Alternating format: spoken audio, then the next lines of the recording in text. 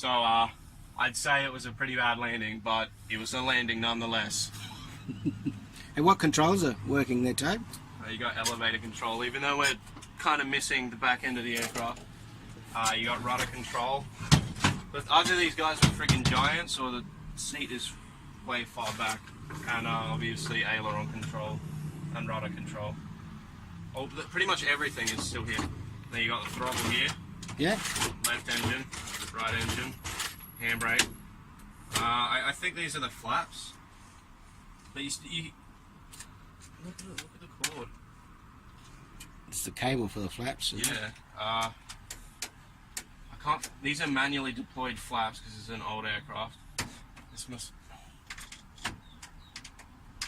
It's got like a brake release or something. This must be the certain wheel brakes. This is certainly the handbrake. This has got the on-off function.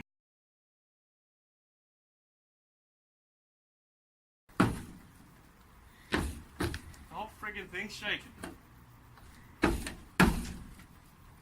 That's so cool. Pretty lightweight, eh? Yep. There's the other half of the aircraft there. It's been, and literally, look, it's been sawed out like a jigsaw puzzle. Split in half and brought here.